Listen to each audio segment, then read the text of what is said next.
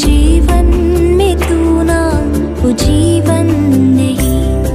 नीति वचन 24 अध्याय का 14 वचन।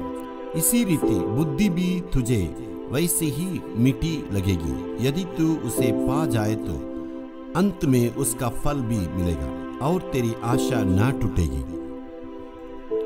ज्ञान के बारे में यहाँ कहते हैं, उसी ज्ञान में अमृता है, उसी ज्ञान में संतुष्टि है, उसी ज्ञान में ईश्वरीय शांति है, उसी ज्ञान में आनंद और खुशियां मिलती है, उसी ज्ञान में सारी आशीष की उपलब्धियां मिलती है।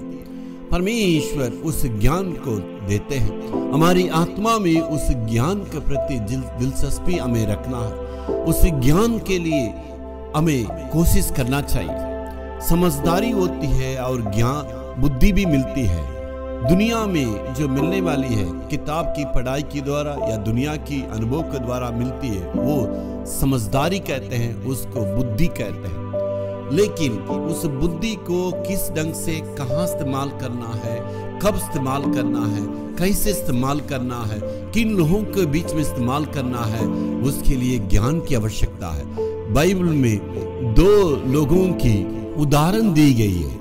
एक अच्छी उदाहरण है दानियल और यूसुफ। ये दोनों लोग अपने समय में बहुत ही ज्ञान के साथ, बुद्धिमानी के साथ काम किया। उन्होंने ज्ञान और बुद्धि को इस्तेमाल करने के चलते दानियल को देखे पूरे बाबुल देश में सबसे श्रेष्ठ रहा और प्रधानमंत्री के रूप में वहां पर उन लोगों का हुकूमत किया।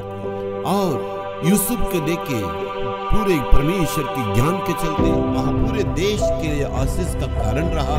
उस देश का प्रधानमंत्री के रूप में प्रभु ने ऊंचे स्थान में रखा। इसलिए प्रभु का ज्ञान पर हमें ध्यान देना। आजकल दुनिया में देखिए, माँ बाप लोग दुनिया के ज्ञान को प्राप्त करने के लिए, उस दुनिया के ज्ञान को बच्चों को देने के लिए, बुद्धि को देने के लिए इतना कोशिश करते हैं, इतना खर्चा करते हैं, इतनी सारी बातों को कहते हैं, लेकिन उन्हें ईश्वरीय ज्ञान नहीं मिल पाता। मेरे प्यारों, आज परमेश्वर के पास आके उस ईश्वरीय ज्ञान को हमें प्राप्त करने की आवश्यकता है। वो ईश्वरीय ज्ञान यदि रहेगा तो आपका जीवन में कोई कमी नहीं रहेगा। कब क्या निर्णय लेना है, कब क्या कहना है, आगे कैसे बढ़ना है, मुझे आगे क्या करना है, ये सारी बातों में परमेश्वर आपको अपनी ज्ञान के द्वारा परमेश्वर आपको अगुवाई करेगा। आपके जीवन में कोई गड़बड़ी नहीं आएगी, आपके जीवन में आशीष की कमी नहीं होगी। इसलिए मेरे प्यारों, उस ज्ञान के लिए प्रभु के पास आना है, प्रार्थना में लवलीन रहना है, प्रभु की उपस्थिति में आना है। ज्ञान के द्वारा परमेश्वर आपके जीवन में सारी कमी को दूर करेगा। परमेश्वर आपको ज्ञान देंगे। Hallelujah, hallelujah.